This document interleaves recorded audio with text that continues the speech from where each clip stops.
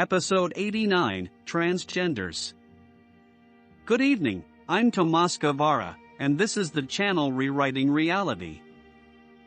In today's episode, one have a good message for all women and people of the third gender. The energy has shifted from the dominant masculine energy to the dominant feminine energy, from the intellectual to the intuitive. Please subscribe to this channel to be informed of everything that is happening during this shift in consciousness. What does that have to do with gender and sexuality? A lot. In the intellectual direction, the intellectually dominant energy, which has been expressed throughout our history so far, has been a guideline of conformity. Now, that's been intentional. It wasn't bad. Not wrong. That was the intention in the beginning. We began, to use the proper words, feeling like a caveman, because it started with them. Throughout our history, it has been significant and important to have that conformity. Because, so to speak, it ensured our survival and allowed us to develop and flourish. This is only a part of this shift in consciousness, but it is a significant part. I remember mentioning that in the dimension of Atlantis you have three genders. We have already begun to update our reality with three genders as well. This will also help us to see or glimpse, shall we say, something of the enormity of this shift in consciousness. It is not simply a matter of being able to reduce the veils between us and death. It's not just about being more intuitive. And what does that mean? It's affecting our whole world and our whole species and the way we experience ourselves. Identity is an important part of this change. Because if we're going to reduce the veils between ourselves and death, between ourselves and other focuses, between ourselves and other dimensions, it's very important that we stand firm in our identity because there are so many things that can threaten it. It is also a matter of recognizing that this shift of energy from the male-dominated to the female-dominated is not about men and women. It's about a different kind of energy, and it's not about logic versus emotion. It has nothing to do with that. Intellectual doesn't mean logic, and intuitive doesn't mean emotion. Part of this shift has to do with identity, and one of the strongest factors of a human individual's identity is our gender. We don't just see ourselves as Peter. We are wrapped up in the mindset, expression, and identity of a male individual. You are Peter as a name. You're a man, and that dictates your experience. You don't have the same experience as a woman. You can't have kids. There are many expressions that you won't understand and won't know because you're a masculine individual. You're not a woman. And you've known you were a man since you were a baby. What's hard for individuals in our current time and our generation and older generations, not for the younger generations, it's not that hard for them, but what's hard for us is that we've developed, grown, and become adults in a time when most of this change was subjective. Therefore, these objective expressions, or many of them, were not yet being addressed. Even though they were starting to move in those directions, they were also being silenced because they weren't being accepted.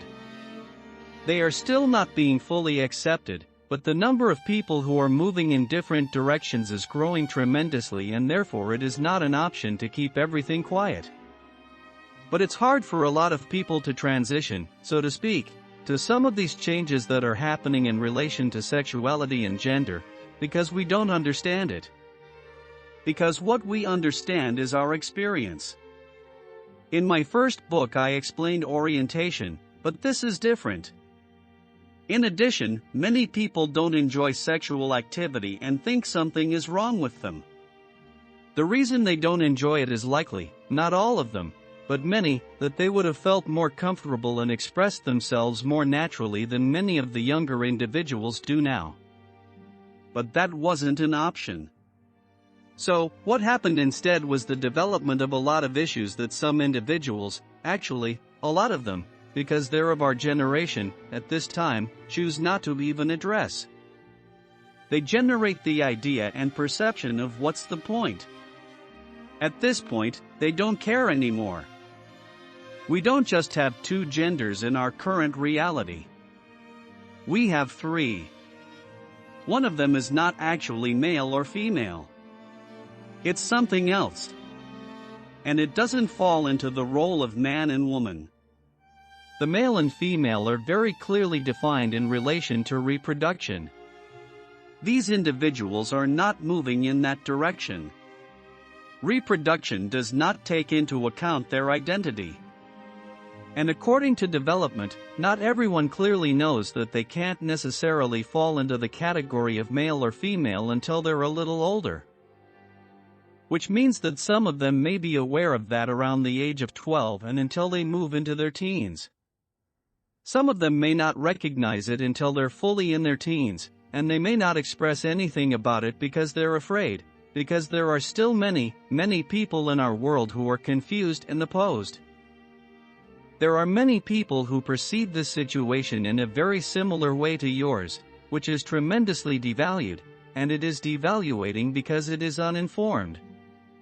And he or she is uninformed because they are not asking pertinent questions. That is your responsibility. There are as many individuals in our world who are of the third gender as there are of the other two. That's a lot.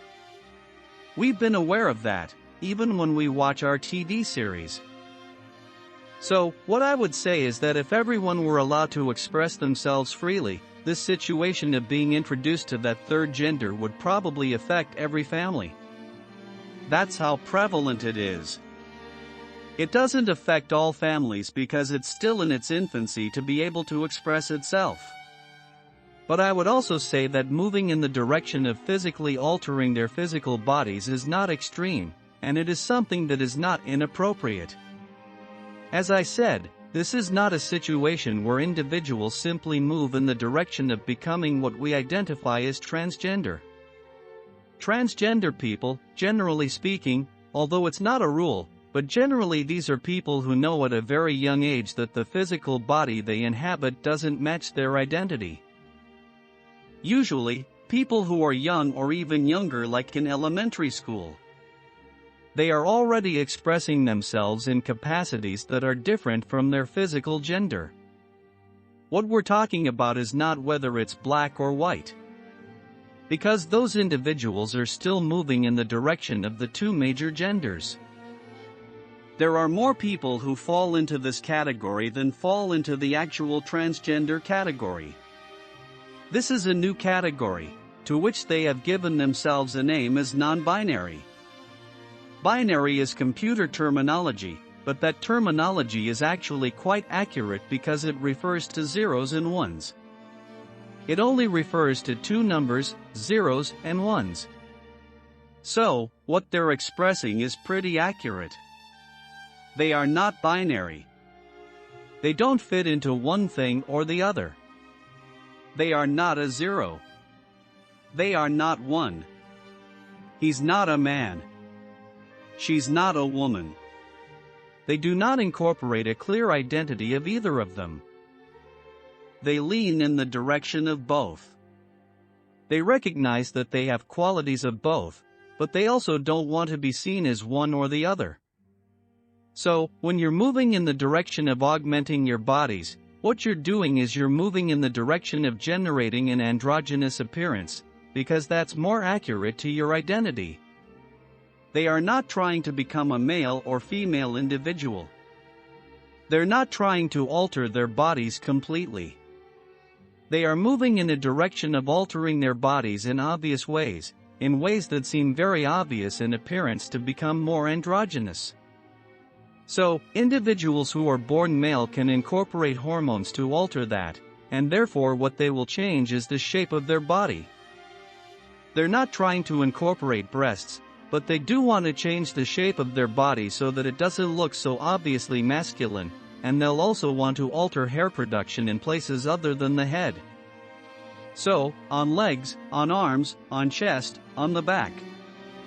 They don't want the hair to be expressed in those areas because that's something that's more typically masculine. Women or people who were born female can choose to augment their body in relation to the breasts and remove them. They don't necessarily want to be masculine individuals. They simply want to be recognized in their appearance as if they are neither. It's a matter of time. And in this time frame, change is being expressed objectively and therefore moving in a direction where there are physical changes that are occurring in our world, and this is one of them. That younger individual, not just children but also young adults, are discovering that there's a lot more to their sexuality than just expressing sexual activity, and that many of them don't want to do that. Look at young Japanese people who aren't interested in sexual activity.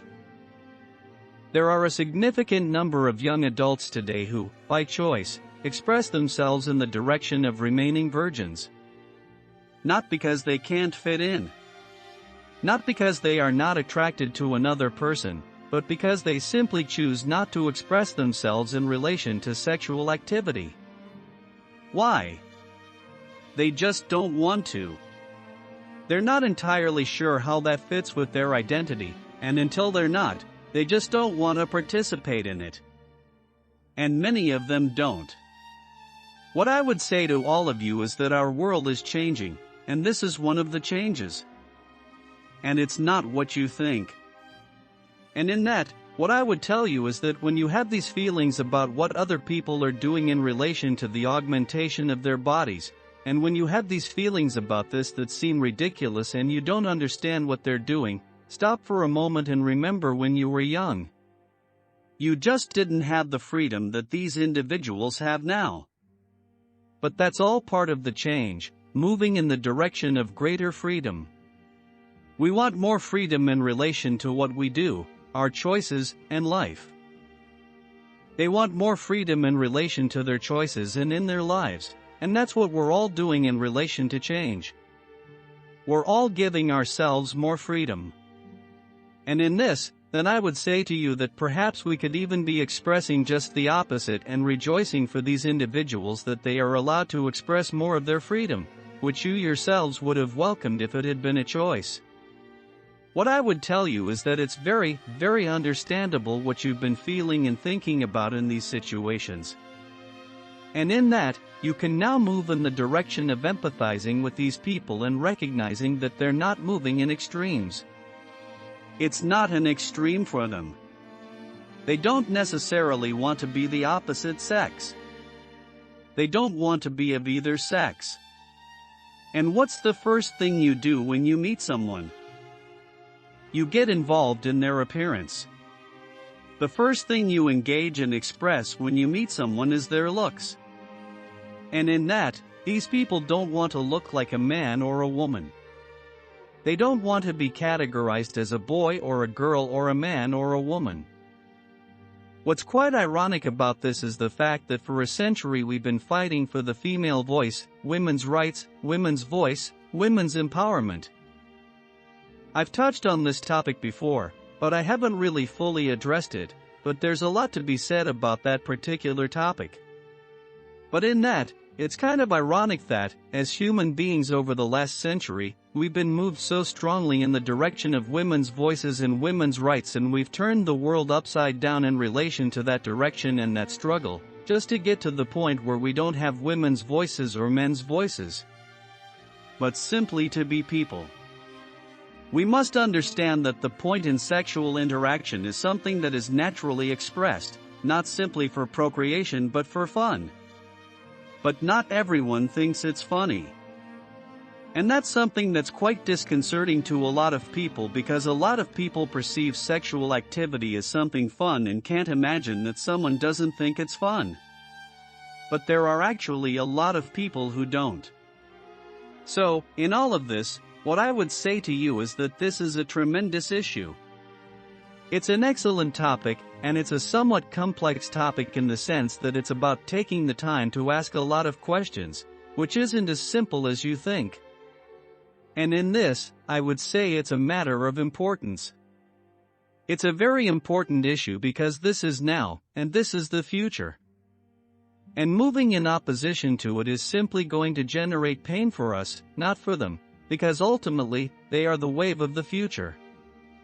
Therefore, they will move in their direction. In fact, they are already doing. Whatever opposition you may have to this, it won't matter in the long run. Therefore, in that, any opposition is only going to provide pain to your own self, not to them. What I would say is that it is significant that you express your willingness to understand. And the way to understand it is to ask a lot of questions. What is important to these people? What is your perspective? What is your perception of sexuality? What is your perception of gender? What is your statement? Because we all have a statement. It's our story. And everyone's story is important. So, it's simply a matter of finding out what their story is. Don't forget to subscribe to this channel.